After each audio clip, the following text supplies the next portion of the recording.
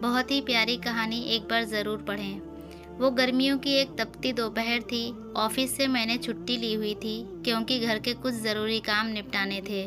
बच्चों को मैं कंप्यूटर पर गेम खेलना सिखा रहा था कि बाहर बेल बजी। काफ़ी देर के बाद दूसरी बेल हुई तो मैंने जाकर दरवाज़ा खोला। सामने मेरी ही उम्र के एक साहब खड़े थे। उन्होंने सलाम किया, अस्सलामु अलैकुम। उन्होंने बेहद अच्छे तरीके से हालचाल पूछा। पहले तो मेरे मन में ख़्याल आया कि यह कोई चंदा आदि लेने वाले हैं। उनके चेहरे पर दाढ़ी खूब सज रही थी और कपड़े सिवा हरगिज़ चंदा मांगने वाले नहीं लग रहे थे। मैंने पूछा, जी फरमाइए, आप ताहिर साहब हैं? जी, मैंने मुख्तसर जवाब दिया। वो मुझे रफ़ीक साहब ने भेजा है, शायद आपको किराएदार की ज़रूरत है। हाँ हाँ, मुझे अचानक याद आया कि मैंने ऑफिस के एक साथी को बताया था कि मैं अपने घर का ऊपर वाला हिस्सा किराए पर देना है। अगर कोई नेक और छोटे परिवार उनकी नज़र में हो तो बताएं, क्योंकि कार्यालय के वेतन से खर्चे पूरे नहीं होते। मुझे दुख हुआ कि मैंने इतनी धूप में काफ़ी देर इसे बाहर खड़ा रखा। इसे 6 महीने के लिए मकान किराए पर चाहिए था, क्योंकि अपना मकान गिराकर दोबारा तामीर करवा रहे थे। मैंने 3000 रुपये किराया बताया, लेकिन बात 2000 से पक्की हो गई। वह चला गया तो मुझे अफसोस होने लगा कि किराया कुछ कम है, जबकि ऊपर केवल एक छोटा सा कमरा, रसोई और बाथरूम था। मुझे अपनी पत्नी की तरफ से डर लगा था कि उसे पता होगा तो कितना झगड़ा होगा, और वही हुआ। बकौल उसके 2000 तो केवल बच्चों की फ़ीस है। मुझे उसने काफ़ी बुरा भला कहा और चुपचाप सुनता रहा और अपनी किस्मत को कोसते रहा। मैं एमएससी में बहुत ज़्यादा नंबर से किया था, इसीलिए तुरंत नौकरी मिल गई थी। नौकरी मिली तो शादी भी तुरंत हो गई। मेरी पत्नी भी बहुत पढ़ी लिखी थी, वो भी एक अंग्रेज़ी स्कूल में पढ़ाती थी। हमारे 3 बच्चे थे, मगर खर्चा बहुत मुश्किल से चलता था। अगले ही दिन वो साहब और उनकी पत्नी बच्चे हमारे घर पे आ गए। उनकी पत्नी ने पूरी तरीके से शरई पर्दा किया हुआ था।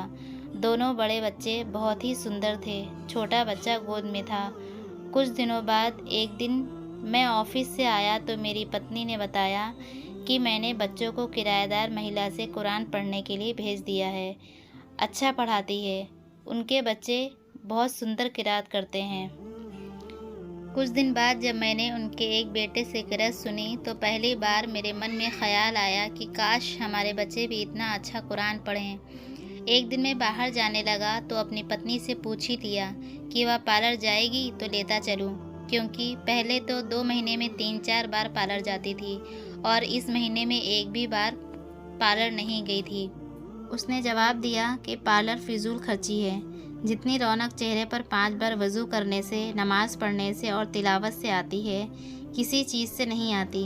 अगर ज़्यादा ज़रूरत हो तो पहले घरेलू उपयोग की वस्तुओं से ही चेहरे पर निखार रहता है। एक दिन मैं केबल पर ड्रामा देख रहा था तो मेरे छोटे बेटे ने मुझसे बिना पूछे टीवी बंद कर दिया और मेरे पास आकर बैठ गया। बाबा, यह बेकार काम है। क्या मैं आपको अपने नबी हज़रत मोहम्मद सल्लल्लाहु अलैहि वसल्लम की एक कहानी सुनाऊं? मुझे गुस्सा तो बहुत आया, लेकिन अपने बेटे की ज़बानी जब कहानी सुना तो मेरा दिल भर आया। या तुम्हें किसने बताया? मैंने पूछा। हमारी उस्तानी ने। वह कुरान पढ़ाने के बाद आप सल्लल्लाहु अलैहि वसल्लम और सहाबा के बारे में बताती हैं। अपने घर और पत्नी, बच्चों के तेज़ी से बदलते हालात देखकर हैरान हो रहा था। एक दिन पत्नी ने कहा कि केबल कटवा दें, कोई नहीं देखता और वैसे भी फजूल खर्ची है और ऊपर से गुनाह भी है। कुछ दिन बाद पत्नी ने खरीदारी पर जाने को कहा तो मैं फ़ौरन तैयार हो गया। वो काफ़ी दिनों बाद खरीदारी करने को कहा था, वरना पहले तो आए दिन बाज़ार जाना रहता था। मैंने पूछा, क्या ख़रीदना है? बोली, बुर्का। क्या?